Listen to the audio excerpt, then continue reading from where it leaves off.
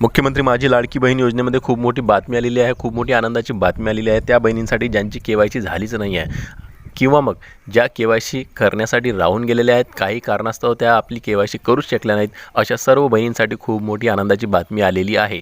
त्याचबरोबर ज्या बहिणींची केवायसी करूनही सक्सेसफुलचा मेसेज येऊनही त्यांना हप्ते मिळालेले नाही आहेत, अशा बहिणींनासुद्धा हा व्हिडिओ बघायचा आहे आणि त्यांच्यासाठी सुद्धा मी या व्हिडिओमध्ये एक बातमी सांगणार आहे। म्हणजे एकूण काय की सर्वच लाडक्या बहिणींसाठी ही महत्त्वाची बातमी आलेली आहे। तर बघा 30 एप्रिलपर्यंत ज्या बहिणींची केवायसी चुकलेली होती त्यांची चुकीची दुरुस्ती करण्यासाठीचं संधी उपलब्ध करून देण्यात आली होती आणि सरकारनं यावर कडक निर्णय सांगितलेला होता की यानंतर आम्ही कुठलीही प्रकारची संधी त्यांना देणार नाही आहोत आणि म्हणून त्यांच्यासाठी 1 महिना आणखीन जास्त वाढवून दिलेला होता। आता ज्या बहिणींची केवायसी चुकलेली होती त्यांची तर 30 एप्रिलपर्यंत त्यांनी केलेली आहे, परंतु ज्या बहिणींची केवायसी तर आलेली होती त्यांच्यासाठी अजूनही सुरुवातपासून कुठलीही संधी देण्यात आलेली नव्हती आणि म्हणून आता ही संधी त्यांना मिळणार आहे। त्यांना केवायसीसाठी जी मुदतवाढ मिळणार आहे, त्यांना आता आपली केवायसी करता येणार आहे। लेटेस्ट अपडेट आहे आणि सर्वच लाडक्या बहिणींसाठी ज्यांची केवायसी बाकी राहिलेली आहे, ज्यांची केवायसी झाल्यावरही सक्सेसफुलचा मेसेज आल्यावरही त्यांना हप्ते मिळालेले नाही आहेत, या सर्व बहिणींनी हा व्हिडिओ बघायचा आहे। नमस्कार, मी देवानंद गवांदे आणि आपण बघत आहात टेक्निकल मराठाजी। तर ताईंनो, तुम्हाला एक गोष्ट सांगू इच्छितो, तुम्ही जर आपल्या चॅनलला सबस्क्राईब केलेलं नसेल तर नक्की सबस्क्राईब करून ठेवा अशाच नवनवीन अपडेटसाठी। तर बघा आजची बातमी काय आहे ते आपण जाणून घेऊया आणि ते जाणून घेण्या अगोदर सर्वात आधी हे जाणून घेणं महत्त्वाचं आहे की लाडक्या बहिणींमध्ये ही जी काही योजना आहे या योजनेमध्ये पात्रता आणि अपात्रता हे कसं जाणून घ्यायचं हे सर्वात आधी स्पष्ट करून देतो आणि नंतरच मग मी तुम्हाला सांगतो की फक्त ज्या बहिणी पात्र आहेत त्याच बहिणींना ही संधी आहे। आता पात्र नेमक्या कोणत्या बहिणी आहेत तर बघा, ज्यांच्याकडे 4 चाकी वाहन आहे अशा बहिणी अपात्र आहेत। 4 चाकी वाहन कोणतं तर कार असेल, इतर कोणतं वाहन असेल ट्रॅक्टर सोडून, तर ज्यांच्याकडे ट्रॅक्टर आहे पण इतर कोणतंही 4 चाकी वाहन नाही अशा बहिणी पात्र राहतील। त्याचबरोबर ज्यांचं 2.5 लाखाच्या अंदर उत्पन्न आहे त्या बहिणी पात्र असतील। त्याचबरोबर ज्यांचं वय 21 ते 65 वर्षापर्यंत आहे अशा बहिणी पात्र असतील। त्याचबरोबर ज्या बहिणी सरकारी नोकरीवर आहेत किंवा त्यांच्या घरातील कोणी सदस्य सरकारी नोकरीवर असेल किंवा मग कोणी सदस्याची निवृत्ती वेतन घेत असेल तर अशा बहिणी पात्र होणार नाही आहेत, हे गोष्ट तुम्ही लक्षात घ्या। एकाच कुटुंबातील 2 महिला ह्यासुद्धा या योजनेसाठी पात्र राहणार नाहीत, फक्त एकच महिला पात्र राहील, हे गोष्ट तुम्ही लक्षात घ्या। आणि जर या पात्रतेत तुम्ही बसत असाल तर तुम्ही या योजनेसाठी पुन्हा तुम्हाला संधी मिळणार आहे आणि केवायसी तुमची पुन्हा होणार आहे। घाबरून जायचं काम नाही। तुम्हाला कोणताही जुलै ऑगस्टपासून कोणत्याही तारखेपासून कुठल्याही महिन्यापासून तुम्हाला जर हप्ते आलेले नसतील किंवा मग केवायसी केल्यावरही तुम्हाला हप्ते मिळाले नसतील, सक्सेसफुलचा मेसेज आल्यावरही हप्ते मिळाले नसतील तरी तुम्हाला संधी मिळणार आहे। या व्हिडिओच्या माध्यमातून आपण सर्व काही जाणून घेऊया। तर बघा, साम TV चॅनल जे काही आहे तुम्हाला माहीतच असेल की हे एक न्यूज चॅनल आहे आणि यांच्याच जे वेबसाईट आहे या वेबसाईटवर त्यांनी ठामपणे स्पष्ट एक ठळक बातमी दिलेली आहे। ही बातमी तुम्हाला दाखवून देतो। या अगोदरसुद्धा मी वेळोवेळी तुम्हाला सांगितलेलं आहे आणि तीच बातमी, तशाच प्रकारची बातमी या ठिकाणी आज आलेली आहे, तुम्ही बघू शकता आणि तारीखसुद्धा तुम्हाला दाखवून देतो आणि या तारखेनुसार इथं तुम्ही बघू शकता 17 मे 2026 ही बातमी आलेली आहे त्यांच्या वेबसाईटवर। आणि काय लिहिलेलं आहे बघा, लाडक्या बहिणींना आणखी एक संधी मिळणार, राज्य सरकारने घेतला महत्त्वाचा निर्णय। बघा, आपण वेळोवेळी सांगत आहोत की लाडकी बहीण तुम्ही घाबरू नका, टेन्शन घेऊ नका, कारण की तुम्हाला पुन्हा संधी द्यावीच लागणार आहे सरकारनं। जवळपास 60 ते 70 लाख महिला अपात्र झालेल्या आहेत, बाद झालेल्या आहेत, त्यांची केवायसी झालेली नाही आहे, त्यांची केवायसी राहिलेली आहे।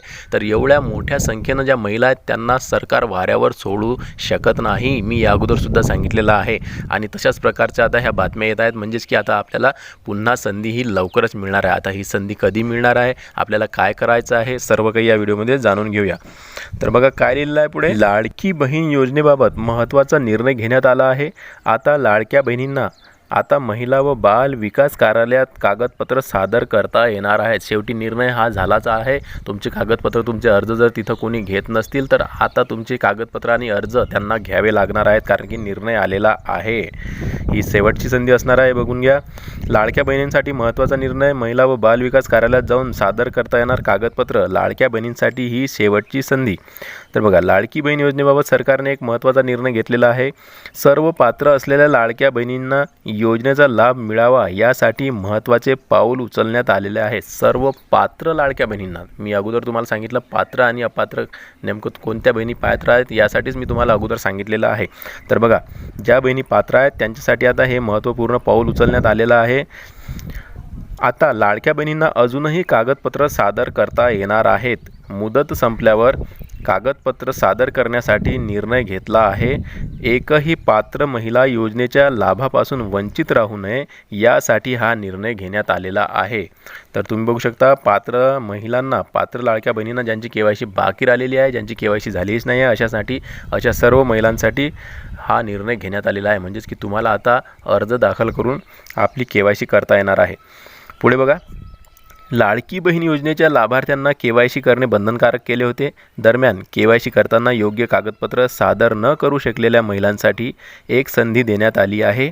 या महिला आता जिल्ह्याच्या महिला व बाल विकास विभागात जाऊन ही कागदपत्र सादर करू शकतात. यानंतर पडताळणी केली जाईल. त्यानंतर महिलांचा लाभ पुन्हा एकदा सुरू केला जाईल. लाडकी बहीण योजनेत 2 दिवसांपूर्वी मार्च व एप्रिलचे हप्ते जमा होण्यास सुरुवात झालेली आहे. 1,77,00,000 लाडक्या बहिणींच्या खात्यात 1,500 रुपये जमा केले गेले आहेत. या योजनेतून निकषात न बसणाऱ्या जवळपास 66 ते 76 लाख लाडक्या बहिणींना योजनेतून वगळण्यात आले आहे. त्यामुळे या महिलांवर खर्च होणारे पैसे वाचणार आहेत. जवळपास 10,000 कोटींपेक्षा जास्त रुपये वाचणार आहे. लाडकी बहीण योजनेत KYCच्या दुरुस्तीची शेवटची तारीख 30 एप्रिल होती. त्यानंतर पात्र लाभार्थ्यांची संख्या समोर आली. दरम्यान ही महत्त्वाची प्रक्रिया जरी पार पडली असली तरीही कोणीही योजनेच्या लाभापासून वंचित राहू नये यासाठी हा निर्णय घेण्यात आला आहे. त्यामुळे ज्या महिलांनी कागदपत्रे सादर केली नाहीत त्यांनी महिला व बाल विकास कार्यालयात जाऊन कागदपत्र सादर करायची आहेत. तर बघा, तुम्हाला मी वेळोवेळी आपल्या व्हिडिओच्या माध्यमातून सुद्धा सांगितलेलं आहे की महिला व जिल्ह्यातील तुमच्या तालुक्याच्या ठिकाणी असेल, जिल्ह्याच्या ठिकाणी असेल, महिला व बाल विकास विभागाचं जे काही कार्यालय असते तिथं जाऊन तुम्ही तक्रार अर्ज करू शकता. आमची KYC झाली नाही आहे, नेमकं काय झालं, आमचा हप्ता आला नाही आहे, आमची KYC झाली, सक्सेसफुलचा मेसेज आला तरी आम्हाला हप्ते मिळाले नाही, अशा प्रकारची तक्रार तुम्ही तिथं देऊ शकता. अर्ज तुम्ही दाखल करू शकता. आता तुम्हाला KYCसाठी अर्ज करायचा आहे आणि आमची KYC झालीच नाही आहे, आम्ही KYCसाठी राहून गेलेलो आहे, अशा प्रकारचा अर्ज तुम्हाला तिथं जाऊन करायचा आहे. या अगोदरसुद्धा मी सांगितलं आहे आणि आतासुद्धा सांगतोय की तुम्ही तिथं जाऊन आता लवकरात लवकर चौकशी करा, कारण की आता अर्ज घेणे सुरू झालेले आहे.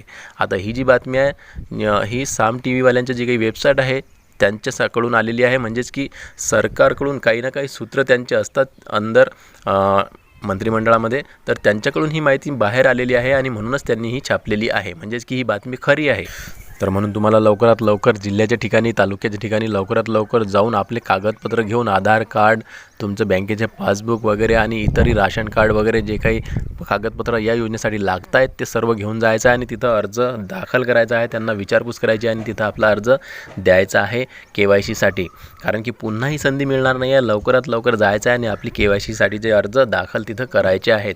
आता यासाठी किती वेळ देणार आहे सरकार हे आता लवकरच स्पष्ट होणार आहे. आदित्य तटकरे काय म्हणतात हे सुद्धा आपण लवकरच आपल्या एका व्हिडिओच्या माध्यमातून बघून घेणार आहोत. पण त्याआधी तुम्हाला हे काम, महत्त्वपूर्ण काम करायचं आहे. आपला अर्ज तिथं दाखल करायचा आहे. कागदपत्र घेऊन जायचे आहेत सोबत आणि आपला अर्ज तिथं द्यायचा आहे. तर व्हिडिओ आवडल्यास लाईक करा. भेटूया पुन्हा नवीन एका व्हिडिओमध्ये. तोपर्यंत जय महाराष्ट्र.